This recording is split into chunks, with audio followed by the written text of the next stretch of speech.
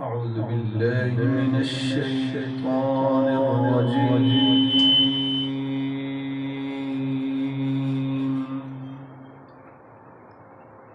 بسم الله الرحمن الرحيم.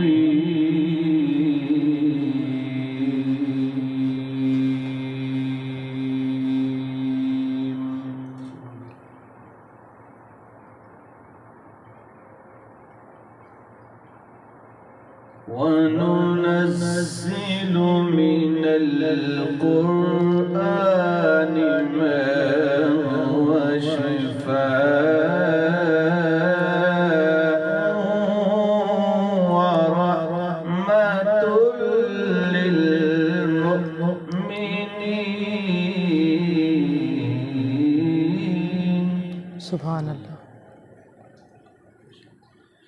ولا يزيد الظالمين إلا خسارا. سبحان اللہ. وإذا أنعمنا على الإنسان أعرض ونأى بجانبه وإذا مسه الشر كان يئوسا. سبحان اللہ. قل كل يعمل على شاكلته فربكم أعلم بمن هو أهدى سبيلا.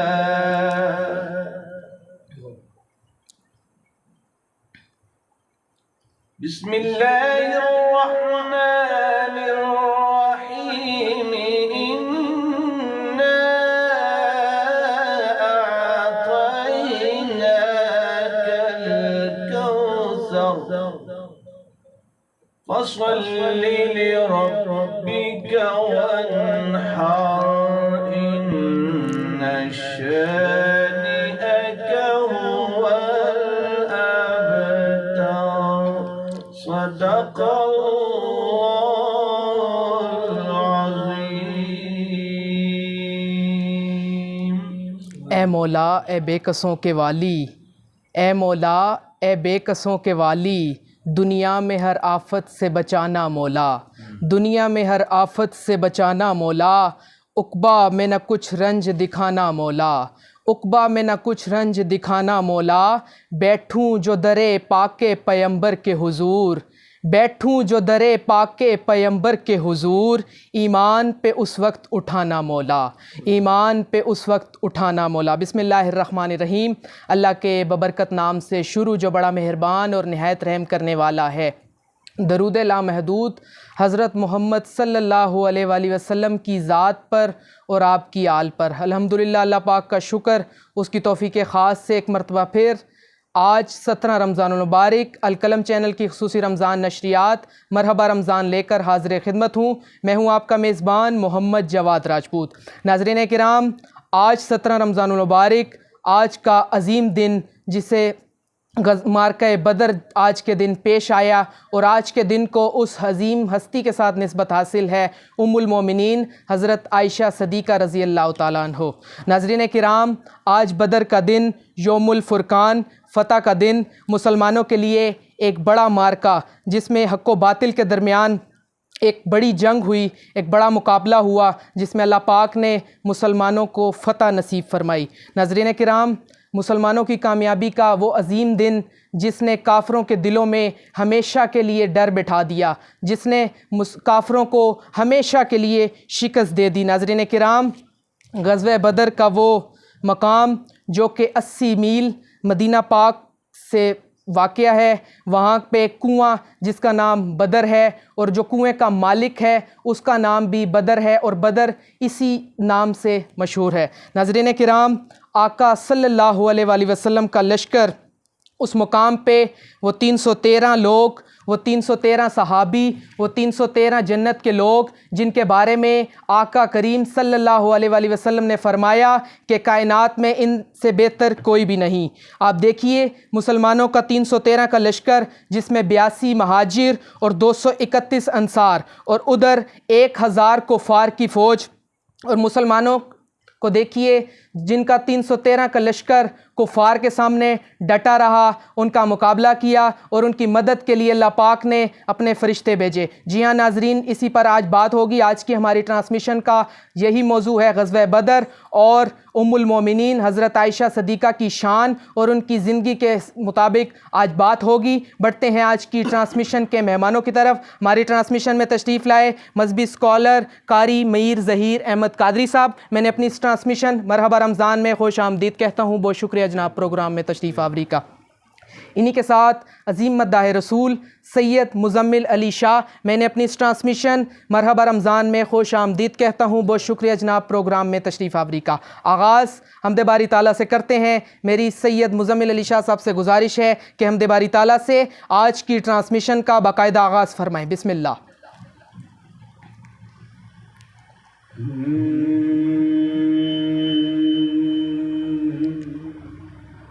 کہیں پنہاں کہیں عیاں ہے تو سبحان اللہ، سبحان اللہ، سبحان اللہ۔ کہیں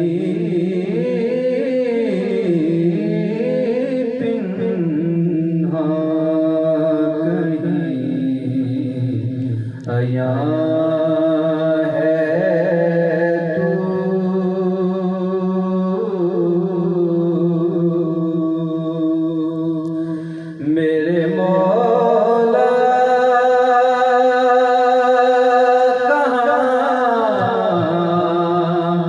کہاں ہے تو سبحان اللہ، سبحان اللہ۔ کہیں پنہاں کہیں عیاں ہے تو سبحان اللہ، سبحان اللہ۔ سوکھتا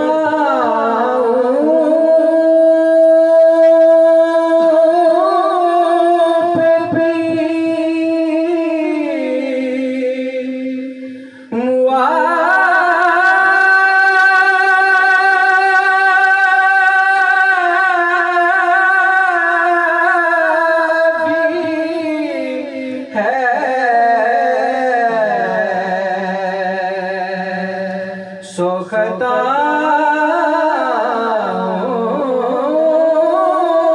پہ بھی موافی ہے،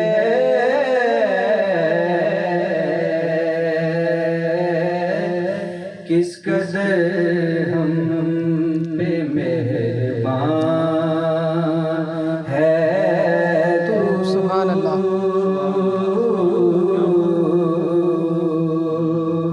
کس قدر ہم پہ مہربان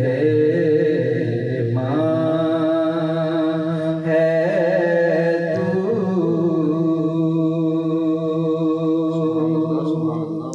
حمد میں تیری کیا کہے نئی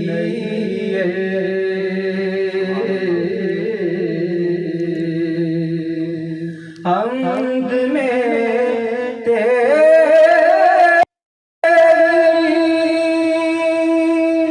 کیا کہے نہیں،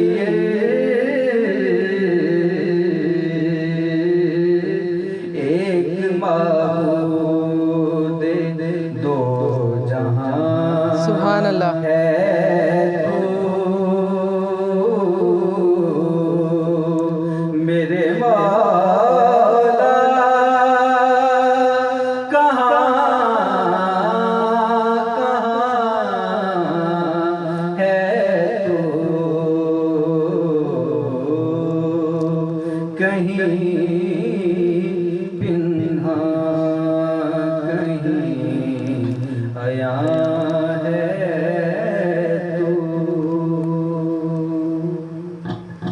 ماشاءاللہ سبحان اللہ. بڑے خوبصورت انداز کے ساتھ سید مزمل حسین شاہ صاحب حمد باری تعالیٰ سے ہماری آج کی ٹرانسمیشن کا باقاعدہ آغاز فرما رہے تھے. حمد باری تعالیٰ کے بعد قصیدہ بردہ شریف سے ٹرانسمیشن کا باقاعدہ آغاز کرتا ہوں. قصیدہ بردہ شریف سماعت فرمائیں. مولا یا صلی وسلم دائماً آباداً علی حبیبک خیر الخلق کلہم. مولا یا صلی وسلم دائماً آباداً علی حبیبک خیر الخلق کلہم. محمد سید الکونین والثقلین. محمد سید الکونین والثقلین والفریقین من عرب ومن عجم. مولا یا صلی وسلم دائماً آباداً علی حبیبک خیر الخلق کلہم. جہاں بھی ہو وہیں سے دو صدا سرکار سنتے ہیں. جہاں بھی ہو وہیں سے دو صدا سرکار سنتے ہیں. سرے آئینہ سنتے ہیں پسے دیوار سنتے ہیں. سرے آئینہ سنتے ہیں پسے دیوار سنتے ہیں. میں صدقے جاؤں ان کی رحمت للعالمین کے. میں صدقے جاؤں ان کی رحمت للعالمین کے. پکارو چاہے جتنی بار وہ ہر بار سنتے ہیں. مولا یا صلی وسلم دائماً آباداً علی حبیبک خیر الخلق کلہم. هو الحبیب الذی ترجی شفاعته.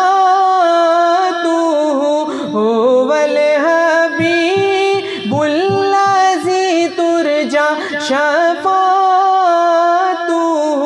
لکل حول من الاحوال مقتحم. جبھی میری ہو سنگ در تمہارا یا رسول اللہ. جبھی میری ہو سنگ در تمہارا یا رسول اللہ. یہی ہے ایک جینے کا سہارا یا رسول اللہ. یہی ہے ایک جینے کا سہارا یا رسول اللہ. بروز حشر میرے اس یقین کی لاج رکھ لینا. بروز حشر میرے اس یقین کی لاج رکھ لینا. تمہارا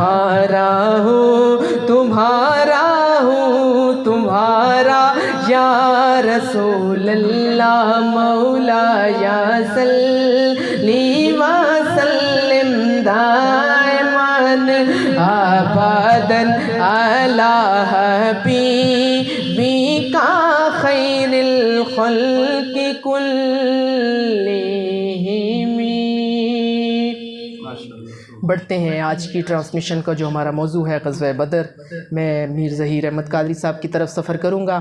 علامہ صاحب بتائیے گا کہ غزوہ بدر کب پیش آیا اور اسے غزوہ بدر کیوں کہا جاتا ہے؟ جی بسم اللہ۔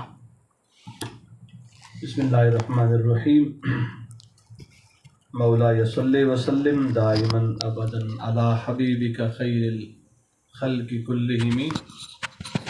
هو الحبیب الذی ترجى شفاعته لكل هول من الاحوال مقتحم۔ یا رب بالمصطفى بلغ مقاصدنا واغفر لنا ما مضى یا واسع الکرم۔ محمد سید الکونین والثقلین والفریقین من عرب ومن عجم۔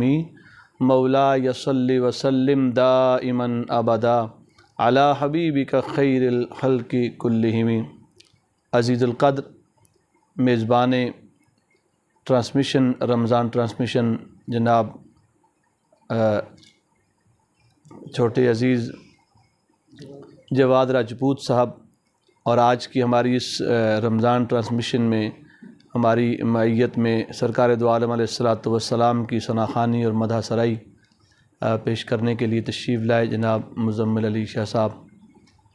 خوبصورت ماحول ماہ سیام کا اللہ پاک نے ہمیں دنیاوی ماحول سے ہٹا کر کے اپنی بارگاہ میں حاضری کا شرف عطا فرمایا، اور 17 رمضان المبارک کی نسبت جو ہے وہ میرے میزبان نے پوچھا کہ یہ بدر کے حوالے سے بات کروں اور بدر کیا ہے۔ اللہ کے نبی صلی اللہ تعالیٰ علیہ وسلم کو اپنی ظاہری حیات طیبہ میں دین اسلام اور حق کی پرچار، اس کی سربلندی کے لیے جو اسلام کا پرچم بلند فرمایا، اس میں یقیناً آپ سنسیئر تھے۔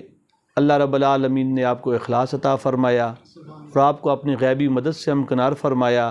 ہر وقت کسی بھی میدان میں، چاہے اللہ کے نبی صلی اللہ تعالیٰ علیہ وسلم اکیلے ہیں یا مجمع صحابہ میں ہیں، آپ اکیلے ہیں یا جماعت صحابہ میں ہیں، اللہ رب العالمین نے کبھی بھی آپ کو تنہا نہیں چھوڑا۔ ہر قدم پر آپ کی ثابت قدمی کے لیے اللہ رب العالمین نے اپنی رحمت کے ساتھ آپ کی معاونت اور آپ کی مدد فرمائی۔ حضرات عزیز وقار سامعین و ناظرین، بدر جو ہے یہ مدینہ طیبہ سے کئی میل کے فاصلے پر، تقریباً 80 میل کا جو فاصلہ ہے، وہاں پر ایک مقام ہے جس جگہ کا نام ہے بدر۔ کہا یہ جاتا ہے کہ ایک شخص تھا جس کا نام بدر بن حارث تھا، یا ایک اور ہیں ان کا بھی نام اس سے ملتا جلتا ہے، کہ انہوں نے سب سے پہلے وہاں پر قیام کیا، تو اس وجہ سے اس جگہ کا نام، ان کی قیام اور ان کی رہائش کی وجہ سے اس کو بدر کہا گیا۔ اور دوسرا یہ ہے کہ جو بدر بن الحارث ہیں، آپ نے وہاں پر کنواں کھودا، بیر بدر جسے کہا جاتا ہے، تو اس کی وجہ سے اس کا نام بدر ہے۔ بہرحال اب اس جگہ کا نام چونکہ بدر ہے، جنگ وہاں پر واقع ہوئی، جنگ کا وہاں پر جو ہے وہ ماحول اور میدان سجا، جس وجہ سے اسے جو ہے وہ میدان بدر کہا جاتا ہے۔ 17 رمضان المبارک سن 2 ہجری میں 17 رمضان المبارک کو اللہ کے نبی صلی اللہ تعالیٰ علیہ وسلم کو یقیناً اللہ کے نبی نے جو بھی عمل کیا، جو بھی قدم اٹھایا، جس کام کے لیے بھی آپ نکلے، اس میں اللہ رب العالمین کا حکم شامل ہے یا اللہ کی رضا شامل ہے۔ یہ ایسی جنگ ہے کہ جو حق و باطل کے درمیان فرق کرنے والی، ایسے یوم بدر بھی کہا جاتا ہے اور اس لیے اسے یوم الفرقان بھی کہا جاتا ہے۔ فرقان کا مطلب ہے حق اور باطل کے درمیان فرق کرنے والی جنگ۔ بظاہر افرادی قوت اگر دیکھیے تو مسلمانوں کی تعداد گنتی کے اعتبار سے 300 سے لگ بھگ ہے، کسی نے 308 لکھا، کسی نے 313 لکھا، بہرحال مشہور جو روایت ہے وہ 313 کی ہے۔ اور مد مقابل میں جو مشرکین ہیں، جو کفار مکہ ہیں، جن کی سربراہی کرنے والا ابو جہل، عتبہ، شیبہ ہے، بڑے بڑے کفار جو ہیں وہ ہیں، ان کی تعداد 950 سے لے کے 1000 تک کی تعداد ہے۔ اور مسلمانوں کے پاس کیا اسلحہ ہے؟ 2-3 گھوڑے ہیں اور آپ کے پاس 1-2 اونٹ ہیں، اور اسی طرح 6 نیزے ہیں، اور 8 ایک تلواریں ہیں، اور 313 صحابہ کرام ہیں، تو خالی بے سر و سامانی کے عالم میں جو ہے یہ جنگ لڑنے گئے، اور مد مقابل جو ہے ان کے پاس جو ہے وہ 170 جو ہے وہ تقریباً اونٹ ہیں، اور اسی طرح 70 کے قریب کچھ گھوڑے ہیں، مختلف بروایت مختلفہ جو ہے ان کے پاس اتنا بڑا ساز و سامان بھی ہے۔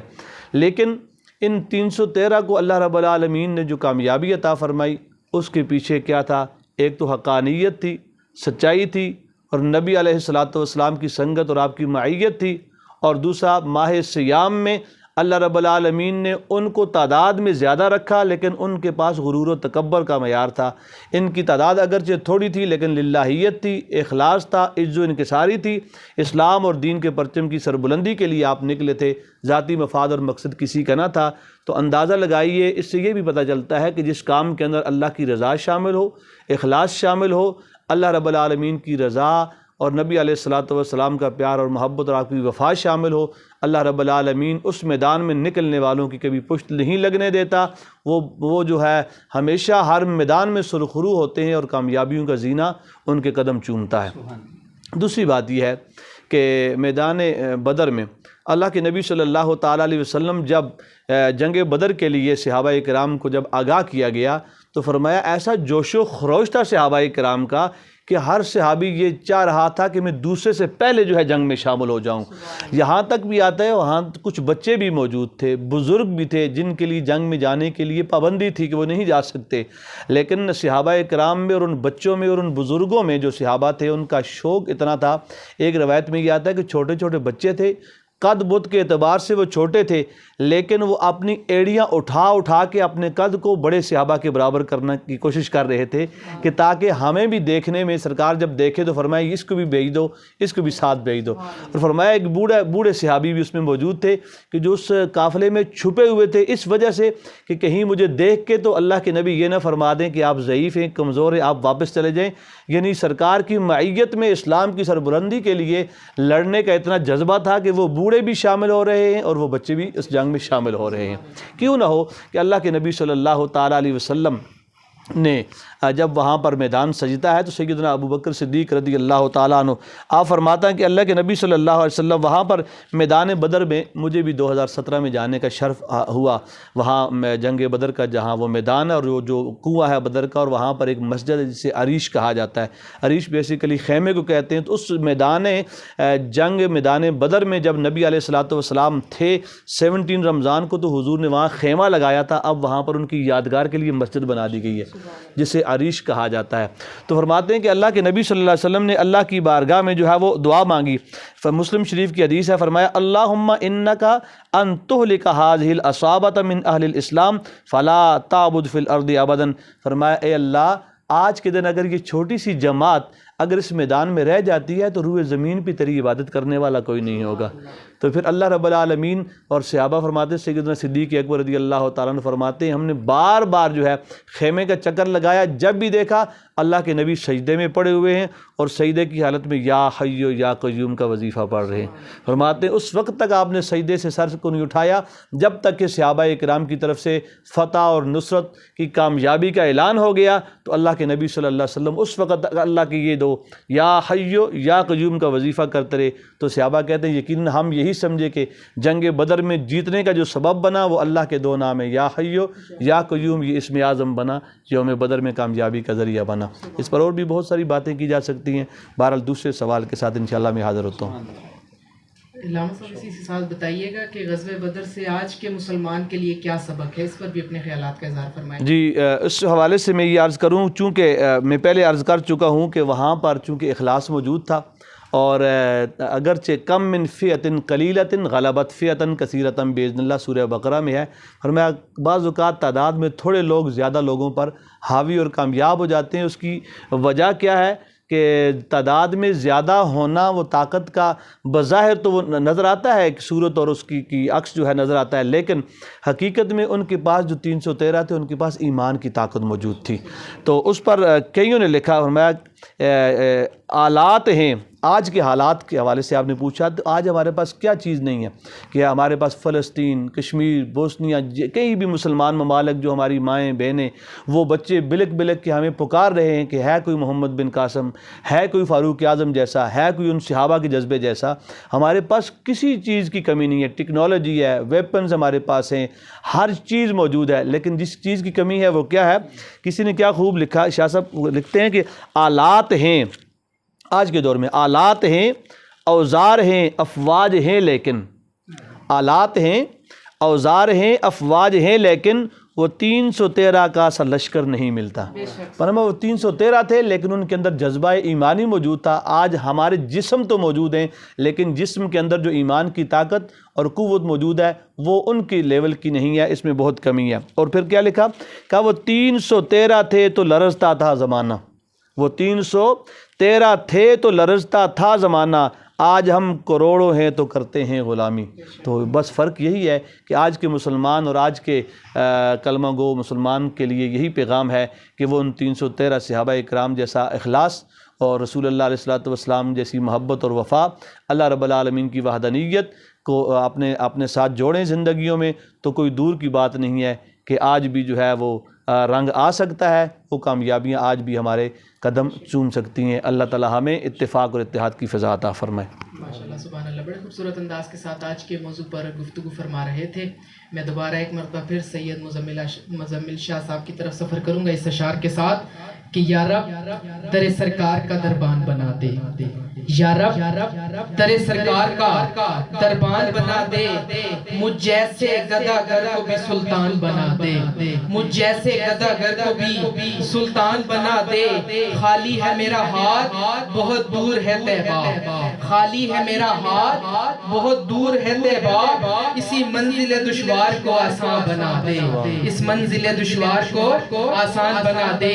مصروف ہوں صبح و شام نعت نبی میں، مصروف ہوں صبح و شام نعت نبی میں، دھڑکن کو قلم دل کو قلم دان بنا دے، دھڑکن کو قلم دل کو قلم دان بنا دے۔ اے ملت اسلام کے بھٹکے ہوئے لوگوں، اے ملت اسلام کے بھٹکے ہوئے لوگوں، اللہ ہمیں صاحب ایمان بنا دے، اللہ ہمیں صاحب ایمان بنا دے۔ یا رب در سرکار کا دربان بنا دے، مجھ جیسے گداگر کو بھی سلطان بنا دے۔ جی سید مزمل حسین شاہ صاحب، بسم اللہ۔ کاش وہ چہرہ میری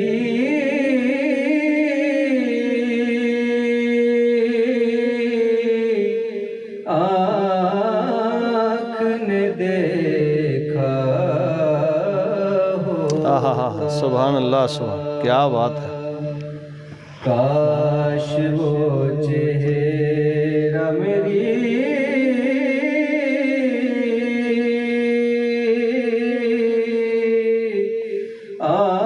آنکھ نے دیکھا ہوتا،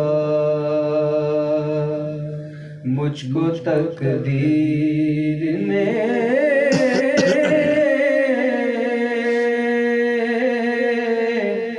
اس دور میں لکھا سبحان اللہ، سبحان، مجھ کو تقدیر نے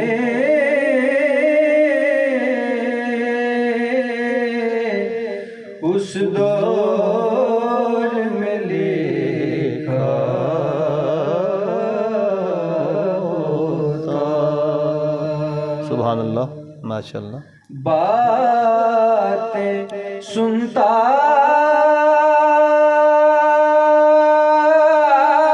میں کبھی پوچھتا مانی ان کے، ہائے ہائے ہائے، سبحان اللہ۔ باتیں سنتا میں کبھی سبحان اللہ، پوچھتا مانی ان کے، سامنے اصحاب سبحان اللہ، کیا بات ہے، واہ واہ، ماشاء اللہ، سبحان اللہ، سبحان اللہ، واہ، آپ کے سامنے اصحاب میں بیٹھا ہوتا، مجھ کو تقدیر نے اس دور میں لکھا ہوتا، سبحان اللہ، ماشاء اللہ، ماشاء اللہ، ہر سیاہ رات میں سورج ہے، حدیثیں ان کی ہاں، کیا لکھا، واہ واہ واہ، ماشاء اللہ، سورج ہیں حدیثیں ان کی، سبحان اللہ، سبحان ہر اللہ، سیاہ رات میں سورج ہے، حدیثیں ان کی، وہ ناتے تو زمانے میں اندھیرا ہوتا، سبحان، اندھیرا، وہ ناتے تو زمانے میں اندھیرا ہوتا، سبحان اللہ، ماشاء اللہ، فخری جب مسجد نبوی میں اذانیں ہوتی،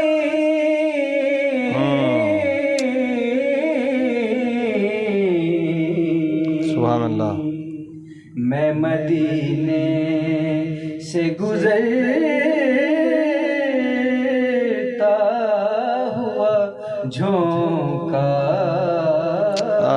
ہوتا، سبحان اللہ، میں مدینے سے گزرتا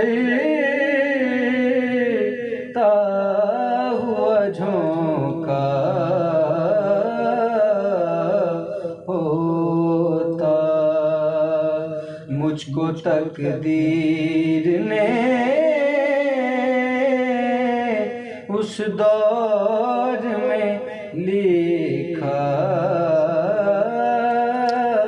ہوتا، سبحان اللہ، ماشاء اللہ، کیا بات ہے، ماشاءاللہ، سبحان اللہ۔ میں ایک مرتبہ پھر میر ظہیر احمد قادری صاحب کی طرف سفر کروں گا، جو ہمارا آج کا دوسرا موضوع ہے۔ آج 17 رمضان المبارک ام المومنین حضرت عائشہ صدیقہ رضی اللہ تعالیٰ عنہ کا یوم وصال ہے۔ علامہ صاحب بتائیے گا کہ ام المومنین حضرت عائشہ صدیقہ رضی اللہ تعالیٰ عنہ، ان کی شان بیان کیجئے آغاز میں، اور اسی کے ساتھ جو انہوں نے حضور پاک صلی اللہ علیہ وآلہ وسلم کے ساتھ اپنی زندگی بسر کی، اس پر بھی اپنے خیالات کا اظہار فرمائیے۔ بسم اللہ۔ بسم اللہ الرحمن الرحیم۔ القلم چینل کے وساطت سے رمضان ٹرانسمیشن جو ہے آج 17 رمضان المبارک کی مناسبت سے، چونکہ بدر بھی ہے اور سیدہ ام المومنین سیدہ عائشہ صدیقہ رضی اللہ تعالی عنہا آپ کا یوم بھی ہے، اس مناسبت سے اللہ کے نبی صلی اللہ تعالیٰ علیہ وسلم کی نسبت جس سے بھی میسر آ گئی تو اللہ پاک نے اس کے رتبے، اس کے مقام، اس کے سٹیٹس کو ہائی لائٹ کیا اور اس کو بلند و بالا فرما دیا، ظاہری حیات میں بھی اور بعد از وصال بھی، اور ڈے آف ججمنٹ انشاءاللہ پھر لوگ دیکھیں گے کہ نبی علیہ الصلوۃ والسلام کی نسبتوں والے لوگوں کا اعزاز، ان کا معیار اور ان کا رتبہ، ان کا سٹیٹس کیا ہے۔ سیدہ عائشہ صدیقہ رضی اللہ تعالی عنہا آپ کی ازواج مطہرات میں ایک نمایاں حیثیت ہے، آپ کو کچھ خصوصیات جو دیگر ازواج کو میسر نہیں آئی، وہ اللہ رب العالمین نے سیدہ عائشہ صدیقہ رضی اللہ تعالیٰ عنہ آپ کو وہ خصوصیات عطا فرمائی۔ ان میں سے چند کا میں ذکر کر رہا ہوں۔ سب سے پہلے میں یہ عرض کر رہا ہوں کہ بی بی ام المومنین سیدہ عائشہ صدیقہ رضی اللہ تعالیٰ عنہ آپ کا نبی علیہ الصلوۃ والسلام کے ساتھ جو نکاح ہوا وہ سن 3 ہجری ہجرت سے جو ہے وہ ساتھ ہی 3 ہجری کو اس سے قبل تو نبی علیہ الصلوۃ والسلام کے ساتھ 3 ہجری کو آپ کا نکاح ہوتا ہے، اور اس کے بعد تقریباً آپ 18 یا 20 سال کی عمر کی تھی کہ نبی علیہ الصلوۃ والسلام کا وصال ہوا، یعنی کہ آپ بیوہ ہوئی۔ تو ٹوٹل جو آپ کو عمر میسر آئی وہ تقریباً کوئی 67-68 ایئر آپ کو ظاہری زندگی کے اللہ پاک نے عطا فرمائے۔ نبی علیہ الصلوۃ والسلام کی معیت میں رہ کر سیدہ عائشہ صدیقہ رضی اللہ تعالیٰ عنہ، اگر آپ ان کے علم کی بات کریں تو آپ ایسی معلمہ تھی کہ رسول اکرم علیہ الصلوۃ والسلام سے جو لیا ہوا سبق، جو احادیث، جو مضامین، جو قرآن، جو کچھ بھی وہاں سے لیا، وہ اس وقت سرکار دو عالم علیہ الصلوۃ والسلام کے در دولت پہ سیدہ عائشہ صدیقہ رضی اللہ تعالیٰ عنہ ایک اچھی معلمہ تھی، محدثہ تھی، ایک فقیہہ تھی کہ آپ کے پاس صحابہ اکرام بڑے بڑے جلیل القدر صحابہ مسائل کے حل کے لیے تشریف لاتے، اور جو بھی کاسائے گدائی لے کے علم کا موتی لینے کے لیے یا کوئی مسئلہ حل کرنے کے لیے آتا تو آپ کے در دولت سے جب جاتا تو وہ مطمئن ہو کے جاتا، اسے اس سوال کا جواب بھی ملتا اور اسے اس کے بعد اطمینان بھی مل جاتا، اور پھر وہی سبق، وہی دروس، وہی احادیث، وہی جوابات سینہ بسینہ جو سیدہ عائشہ صدیقہ رضی اللہ تعالیٰ عنہ نے رسول اکرم سے لیے تھے صلی اللہ علیہ وسلم، پھر ان سے صحابہ نے لیے، اور صحابہ سے لے کے آج تک تابعین اور علماء و فقہاء و محدثین کے ذریعے امت میں وہ سبق پھیلے ہوئے ہیں، جس سے کائنات کی نبی علیہ الصلوۃ والسلام کی جو امت ہے وہ آج بھی ان سے روشنی حاصل کر رہی ہے۔ تو آپ کے علم کی بات کریں تو اس میں بھی ایک بحر بے کرا ہیں۔ آپ کی سخاوت کی بات کریں تو ایک روایت میں یہ آتا ہے کہ سیدہ عائشہ صدیقہ رضی اللہ عنہ اتنی سخی تھی، اتنا کہ جب بھی آپ کے پاس، آپ کے ہاتھ میں کوئی مال آتا تو آپ اس وقت تک جو ہے سکون سے نہ بیٹھتی جب تک کہ وہ سارے کا سارا اللہ کے نام پر اللہ کی راہ میں خرچ نہ کر دیتی۔ یہ آپ کی سخاوت کا انداز تھا۔ سیدہ عائشہ صدیقہ رضی اللہ تعالیٰ عنہ کو جو خصوصیات میسر آئی ہیں ان میں سے یہ ہے کہ اللہ کے نبی کو جتنی بھی ازواج سے آپ کا نکاح ہوا ان میں سے واحد ابو بکر صدیق رضی اللہ تعالیٰ عنہ کی یہ لخت جگر نور نظر بی بی ام المومنین عائشہ صدیقہ ہیں کہ جو کنواری تھی، باقی ساری کی ساری جو ازواج تھی نبی علیہ الصلوۃ والسلام میں ان میں سے کوئی بھی کنواری نہ تھی، صرف عائشہ صدیقہ ایک۔ دوسرا یہ ہے کہ سیدہ عائشہ صدیقہ رضی اللہ تعالیٰ عنہ وہ خوش نصیب ہیں کہ جن کے بستر پر اللہ رب العالمین نے قرآن مجید کی وحی کا نزول کا جو سلسلہ جاری رکھا، یہ آپ کا خاصہ ہے۔ اور تیسرا کہ اللہ کے نبی صلی اللہ تعالیٰ علیہ وسلم فرماتے ہیں کہ سب سے ازواج میں محبوبہ جو زوجہ تھی وہ ان اور کوئی دوسری نہیں، ان کا نام سیدہ عائشہ صدیقہ ہے۔ آپ سے بہت زیادہ پیار تھا، آپ ایون یہاں تک کہ رسول اکرم علیہ الصلوۃ والسلام سیدہ عائشہ صدیقہ کو جب پیار سے حمیرہ کہہ کر کے پکارا کرتے تھے، حمیرہ کہتے، عفیفہ کہتے، صدیقہ کہتے، تو یہ ساری جو ہے وہ کنیتیں آپ کو جو ہے وہ رسول اکرم علیہ الصلوۃ والسلام کی بارگاہ سے عطا ہوئی۔ اور اس کے بعد مزید آپ کی خصوصیات کے حوالے سے جو تواریخ میں آتا ہے وہ یہ ہے کہ قرآن پاک کی آیات جو ہے وہ بھی آپ کو جو ہے نازل ہوئی بستر پر، اور آپ فرماتی کہ جبریل امین کو اپنی آنکھوں سے آپ نے دیکھا ہے۔ یہ بھی آپ کی خصوصیت ہے کہ وہ قرآن مجید کی جو آیات لے کر کے سرکار کے پاس آتی تو سیدہ عائشہ صدیقہ کو یہ اعزاز حاصل ہے کہ اپنی سر کی آنکھوں سے جناب جبریل امین کو بھی آپ نے دیکھا۔ اور پھر اور بڑے اعزاز کی بات ہی ہے کہ جب سرکار دو عالم علیہ الصلوۃ والسلام کا وصال بکمال ہوتا ہے تو سر انور جو ہے اس وقت سیدہ عائشہ صدیقہ کی گود میں تھا۔ اور اس سے اگلا اعزاز یہ ہے کہ جس حجرہ عائشہ میں اللہ کے نبی رہے اور یہ عائشہ صدیقہ سرکار کے ساتھ رہی، سرکار دو عالم علیہ الصلوۃ والسلام کا مزار پاک بھی اسی حجرہ عائشہ میں ہو گیا۔ ٹھیک ہے، تو یہ ساری خصوصیات جو ہے آپ کو عطا ہوئی۔ اس کے بعد پھر یہ ہے کہ آپ کے حوالے سے یہ ہے آپ کا تقوی، یہ ہے کہ روایات میں آتا ہے کہ آپ پر رمضان المبارک سے ہٹ کر کے بھی تقریباً زندگی کے اکثر ایام میں آپ صائمۃ الدہر تھی، یعنی کہ آپ روزے کی حالت میں رہا کرتے تھی۔ روزہ جو ہے وہ آپ کا پسندیدہ مشغلہ تھا، پسندیدہ عبادت تھی، آپ روزہ جو ہے وہ بہت زیادہ رکھتی۔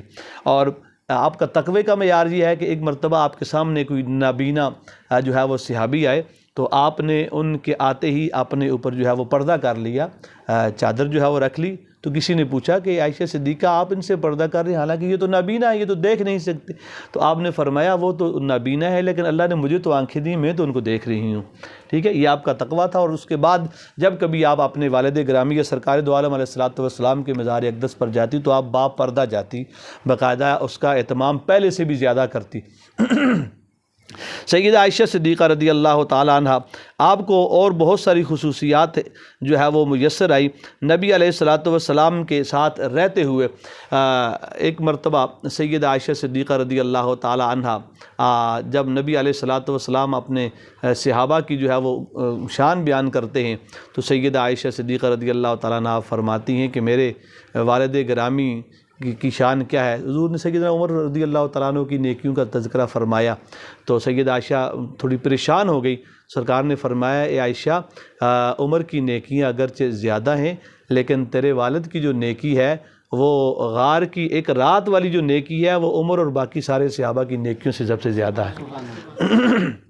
تو اللہ کے نبی نے ہر شخصیت کو اور ازواج مطہرات کے ساتھ اتنا خوبصورت وقت جو ہے وہ گزار کر کے نبی علیہ الصلوۃ والسلام نے امت کو اور قیامت تک آنے والی انسانیت کو یہ بتا دیا کہ کوئی بندہ بھی جو خاوند کی حیثیت سے ہے تو وہ اپنے آپ کو دیکھے کہ اللہ کے نبی صلی اللہ علیہ وسلم خاوند کی حیثیت سے کس طرح اپنی ازواج کے ساتھ تعلقات رکھتے تھے، اخلاقیات کے اعتبار سے، کردار کے اعتبار سے، عمل کے اعتبار سے، گھریلو جو زندگی ہے، حیات ہے، اس کے اعتبار سے. تو نبی علیہ الصلوۃ والسلام کی زندگی خاوند ہونے کے اعتبار سے آپ کو بے مثل و بے مثال نظر آئے گی. اور نبی علیہ الصلوۃ والسلام کی ازواج کو دیکھیں، کائنات میں جتنی بھی بیویاں ہیں ان میں جو مقام و مرتبہ ہے وہ اللہ کے نبی صلی اللہ علیہ وسلم کی ازواج کو عطا ہوا. اور سیدہ عائشہ صدیقہ رضی اللہ تعالیٰ عنہ آپ کا وصال با کمال 17 رمضان المبارک کو ہوتا ہے. آپ کی عمر اس وقت تقریباً 67 ایئر تھی اور آپ کی وصیت یہ تھی کہ جہاں پر دیگر ازواج کے مزارات ہیں مجھے وہیں پر جو ہے وہ دفن کیا جائے. تو آپ کی نماز جنازہ سیدنا ابو ہریرہ رضی اللہ تعالیٰ عنہ آپ نے آپ کی نماز جنازہ ادا کی اور آپ کو جنت البقیع کے اندر مدفون کیا گیا. اللہ رب العالمین آپ کی سیرت طیبہ کے ساتھ ہماری ماؤں بہنوں کو بھی زندگی بسر کرنے کی توفیق عطا فرمائے.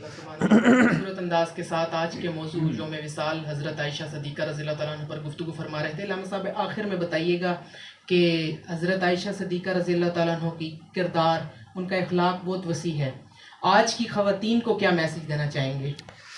بسم اللہ الرحمن الرحیم. عزیزم جواد راجپوت، خوبصورت سوال ہے. سیدہ عائشہ صدیقہ رضی اللہ تعالیٰ عنہ یقیناً آپ کی عفت، آپ کا تقویٰ، آپ کی پرہیزگاری، آپ کا علم، آپ کی سخاوت، آپ کی حیا اور آپ کی نبی علیہ الصلوۃ والسلام سے وفا کوئی مثال ان کے برابر کی نہیں ہے. آپ نے حضور علیہ الصلوۃ والسلام سے وفا کے ساتھ زندگی گزاری تو سیدہ عائشہ صدیقہ رضی اللہ تعالیٰ عنہ آپ کا ہر ایک قدم جو ہے وہ ہماری ماؤں بہنوں کے لیے آپ فرماتی ہیں کہ آپ کا یہ بھی ہے کہ اللہ رب العالمین نے آپ کی عزت کے پر جو ہے اور آپ کی پروٹیکشن میں قرآن مجید کی جو ہے وہ آیات بینات کا نزول بھی فرمایا.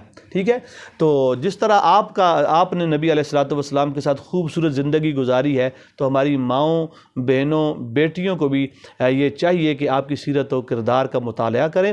اور جس طرح انہوں نے اور آپ کا جو ہے عبادت میں بھی آپ اتنی بے مثل و بے مثال تھی کہ ساری رات کھڑے ہو کر کے آپ قیام کرتی تھی، قرآن مجید کی تلاوت کرتی تھی، زیادہ سے زیادہ اللہ رب العالمین کی بارگاہ میں جھکنا اور عجز و انکساری کرنا.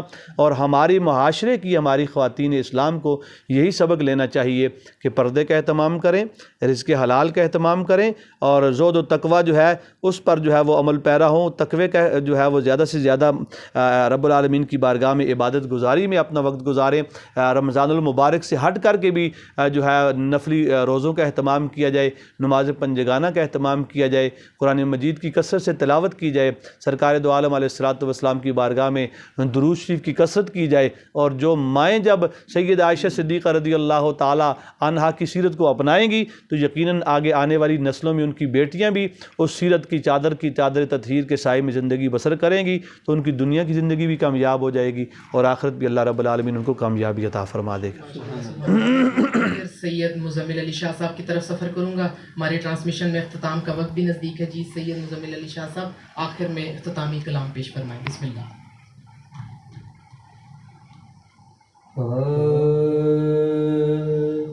بے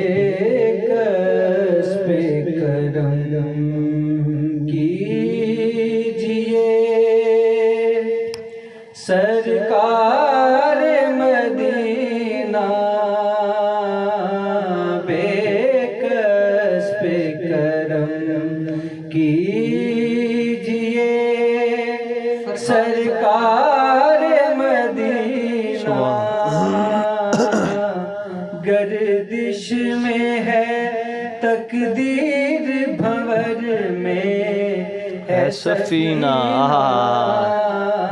گردش میں ہے تقدیر بھنور میں ہے سفینہ.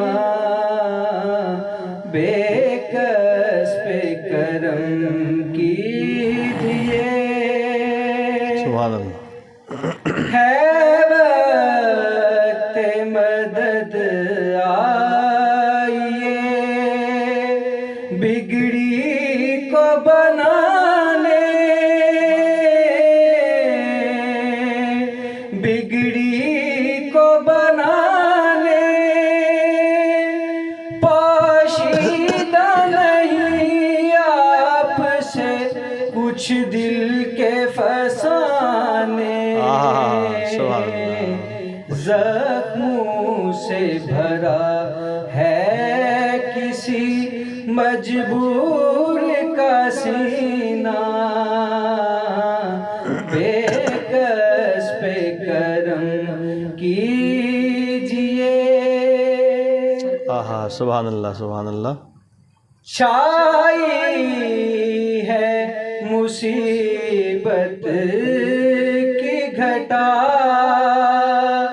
گیسوں والے گیسوں والے للہ میری ڈوبتی کشتی کو بچا لے طوفان کے آثار ہیں دشوار ہے جینا بے کس پہ کرم کیجیے سرکار مدینہ گردش میں ہے تقدیر بھنور میں ہے سفینہ بے کس پہ کرم کیجیے.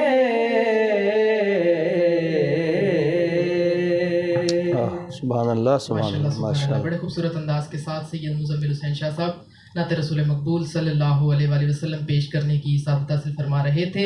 ناظرین کرام، آج کی ٹرانسمیشن کا جو موضوع تھا غزوہ بدر اور شان حضرت عائشہ صدیقہ رضی اللہ تعالیٰ عنہ. آج غزوہ بدر کا جو موضوع ہم نے رکھا اس سے ہمیں یہی سبق ملتا ہے کہ اللہ پاک کی ذات پر کامل ایمان ہونا چاہیے. ہم زندگی کے کسی بھی میدان میں ناکام نہیں ہوں گے. اور آج کے اس موضوع سے یہی سبق ملتا ہے کہ وَتُعِزُّ مَن تَشَاءُ وَتُذِلُّ مَن تَشَاءُ. عزت اور ذلت اللہ کے ہاتھ میں ہے. تو آخر میں آج کی ٹرانسمیشن کے معزز مہمانوں کا شکریہ ادا کرتا ہوں. علامہ میر ظہیر احمد قادری صاحب جو میری دعوت پر میری ٹرانسمیشن میں تشریف لائے. انہی کے ساتھ سید مزمل علی شاہ صاحب کا شکریہ ادا کرتا ہوں جو میری ٹرانسمیشن میں تشریف لائے. دیکھنے والے تمام ناظرین اور حاضرین سے گزارش ہے کہ آج کی لائیو نشریات کو زیادہ سے زیادہ شیئر کیجیے تاکہ زیادہ سے زیادہ لوگ ہماری آج کی نشریات میں شامل ہو سکیں. اگلی ٹرانسمیشن تک کے لیے اپنے میزبان محمد جواد راجپوت کو دیجیے اجازت. اللہ حافظ.